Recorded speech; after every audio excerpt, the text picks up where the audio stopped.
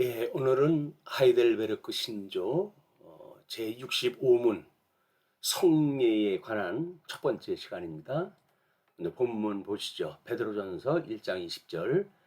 그는 창세 전부터 미리 알리신 바 된 자나 이 말세에 너희를 위하여 나타내신 바 되었으니 너희는 저를 죽은 자 가운데서 살리시고 영광을 주신 하나님을 그리스도로 말미암아 믿는 자니 너희 믿음과 소망이 하나님께 있게 하셨느니라.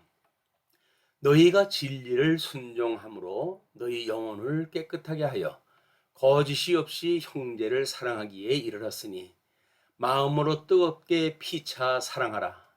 너희가 거듭난 것이 썩어질 씨로 된 것이 아니요 썩지 아니할 씨로 된 것이니 하나님의 살아있고 항상 있는 말씀으로 되었느니라. 그러므로 모든 육체는 풀과 같고 모든 영광이 풀의 꽃과 같으니 풀은 마르고 꽃은 떨어지되 오직 주의 말씀은 세세토록 있도다 하였으니 너희에게 전한 복음이 곧 이 말씀이니라. 예, 우리 베드로전서 1장 20절로부터 25절까지의 말씀이었습니다.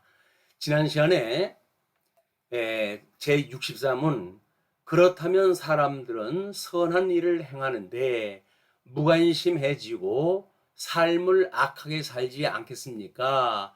라고 하는 질문에 대한 것으로 우리가 예수님을 믿고 오직 믿음으로만 산다고 했을 때 이렇게 막 살자고 하는 사람이 나타나지 않겠습니까? 그런 그 일이었잖아요.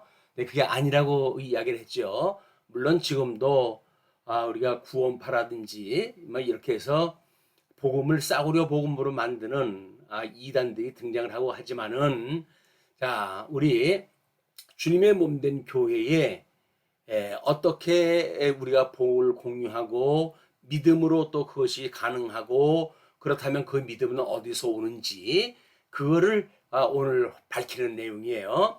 65문 그리스도 안에서 그의 복을 그의 모든 복을 공유하는 것은 오직 믿음으로 가능하다고 고백합니다. 그렇죠? 모든 복을 공유하는 것 예수님을 믿고 예수님 안에서 우리가 그 복을 공유한다고 하는 것은 오직 믿음으로 가능하다고 고백을 합니다.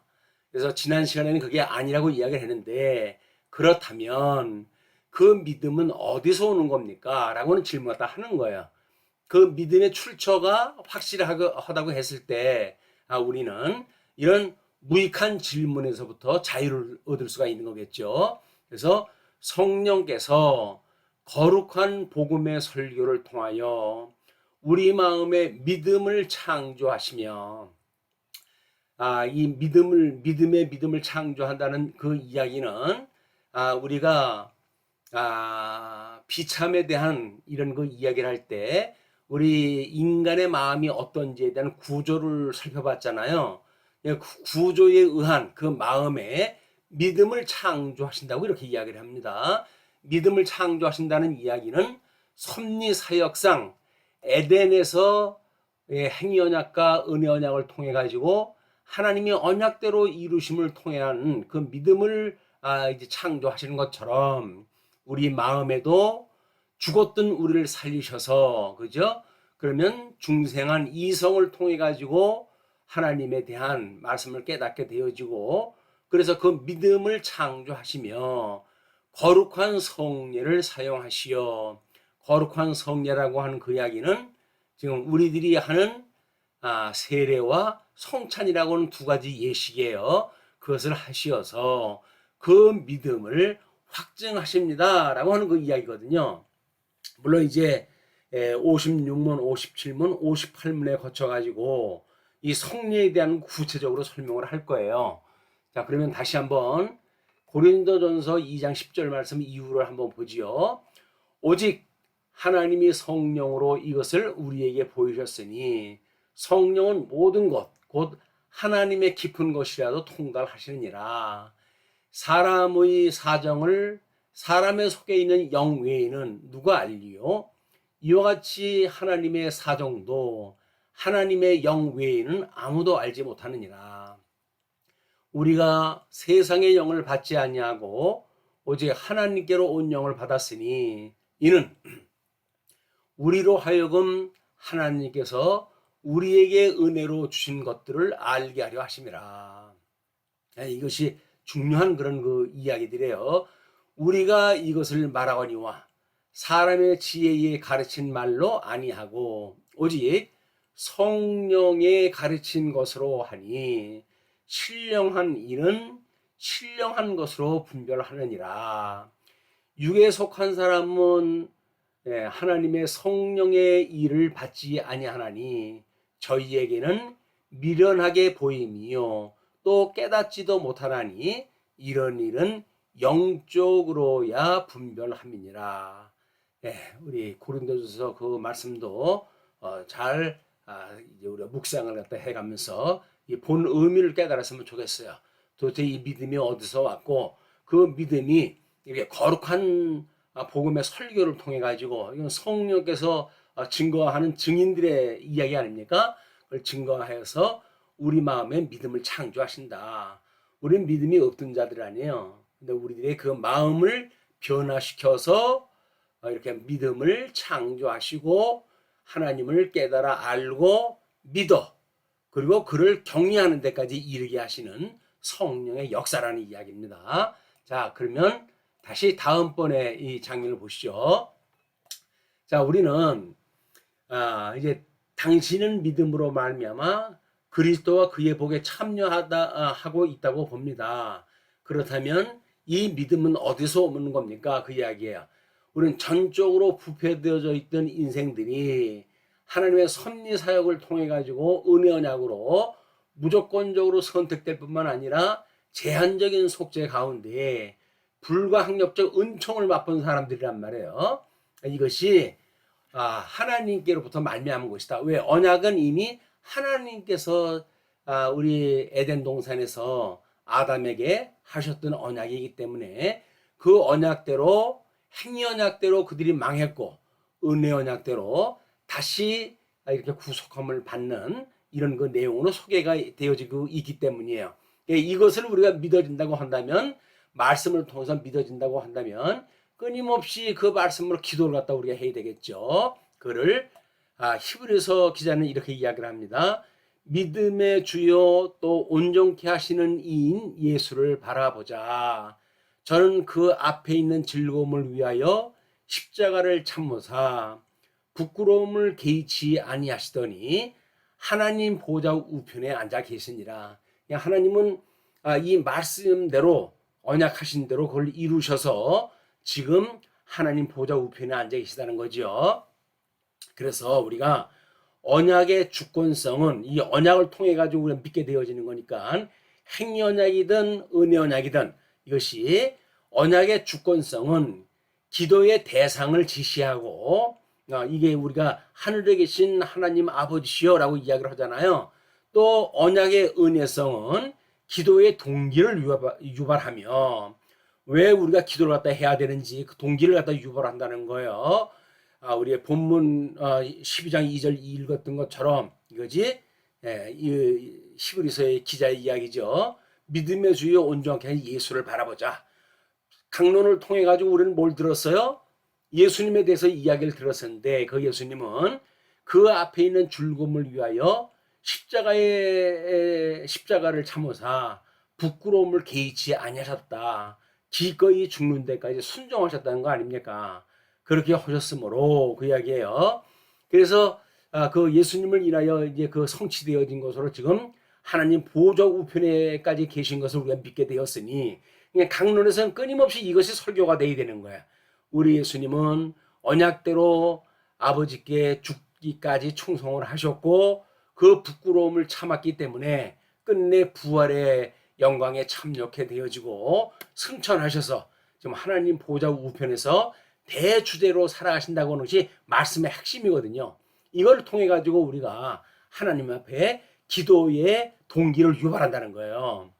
그래서 언약의 실효성은 기도의 근거를 제시하고 언약의 실효성, 이 언약대로 이루어진 것이 실효되어진 거 아닙니까? 그것이 기도의 근거를 제시한다. 봐라, 이렇게 우리 주님이 언약대로 이루지 않으셨느냐? 그냥 우리 주님께서는 지상사역을 하시면서 천상사역을 통해 가지고 그의 몸을 온전케 하신다고 약속하지 않았더냐? 이런 걸 우리가 기도의 근거라는 이야기죠. 그리고 언약의 내용은 믿음의 열매를 맺게 한다. 믿음의 열매가 뭐예요? 우리 이렇게 데살로니가 전서 5장 1절로 24절까지의 전체 내용이 우리가 어떻게 믿게 되었는지 이런 그 내용이 이야기를 합니다.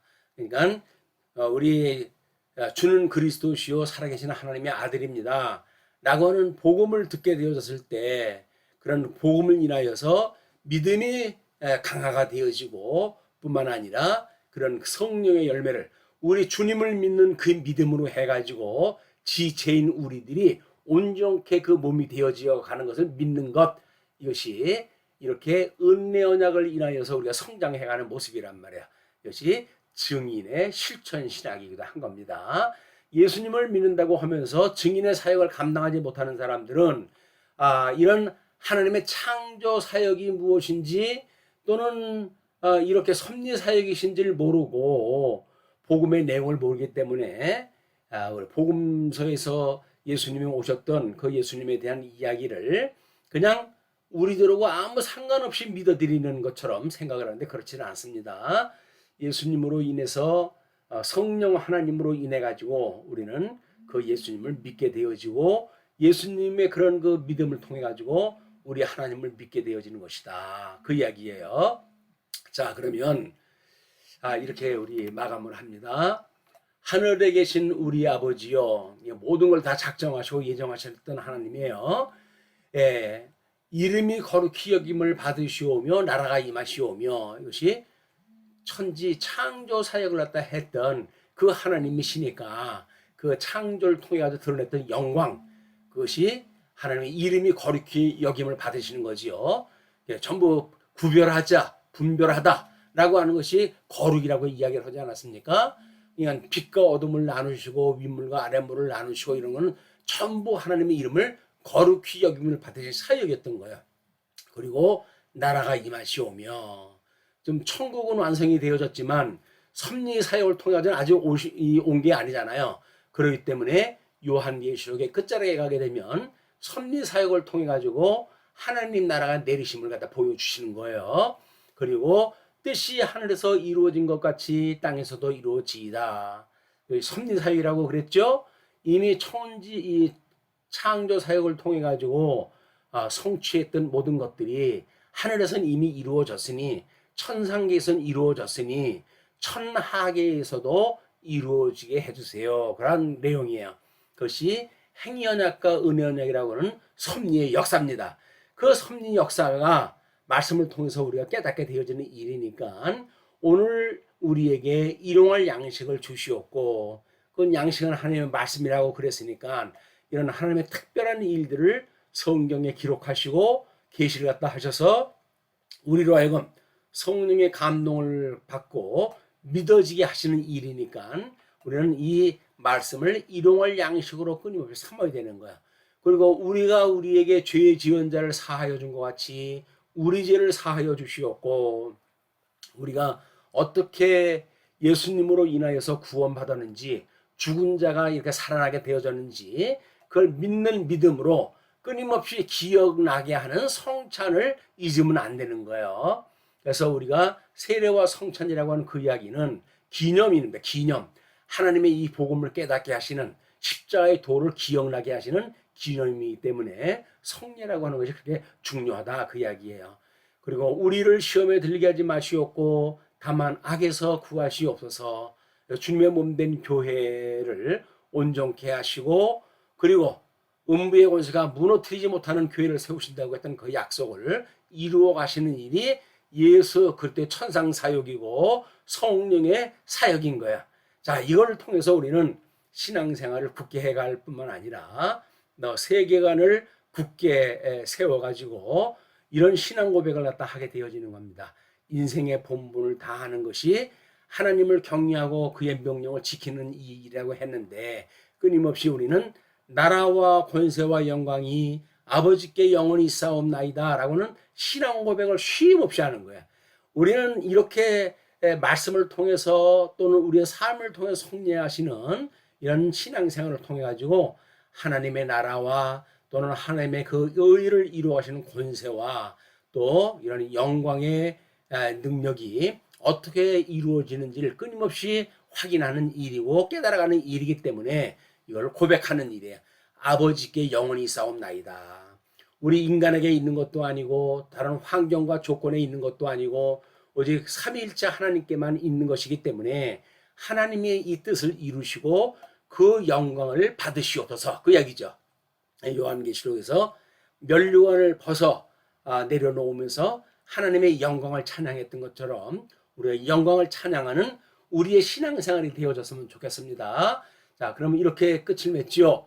주 예수 그리스도의 은혜와 하나님의 사랑과 성령의 교통하심이 이 강론을 듣는 모든 성도들과 함께 있을지어다. 아멘. 자,